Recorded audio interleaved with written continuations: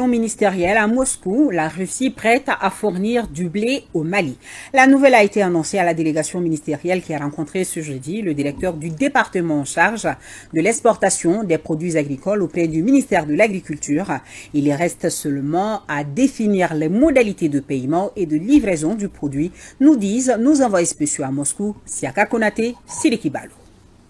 Jusque-là, l'importation du blé au Mali relève de la compétence du secteur privé.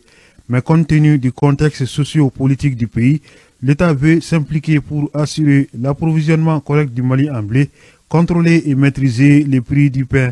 La délégation ministérielle, forte des 4 membres du gouvernement, a rencontré le directeur du département de la coopération internationale et du développement de l'exportation des produits agricoles auprès du ministère russe de l'Agriculture, Markovitch Maxime, et ses collaborateurs. Objectif, négocier l'achat du blé avec les partenaires russes. La Russie est prête à fournir ce produit à notre pays. Une commission technique a été mise en place pour peaufiner le contrat. Il s'agit de définir les modalités du transport, les mécanismes de paiement. L'État malien va garantir le paiement de l'opération dont l'exécution sera confiée à l'OPAM, Office des produits agricoles du Mali. Quant à l'État russe, il s'engage à assurer la livraison.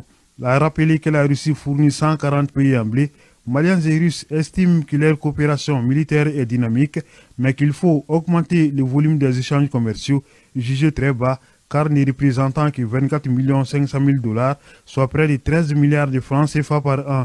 Une question qui sera approfondie lors des séances de travail que la délégation ministérielle aura ce vendredi avec le ministre russe des Affaires étrangères, Sergei Lavrov, le vice-ministre de l'Industrie et les responsables de la Compagnie nationale du pétrole.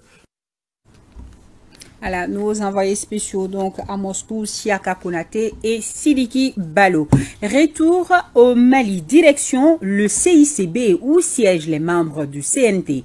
Aujourd'hui, ils étaient en séance plénière où ils ont pu statuer sur 3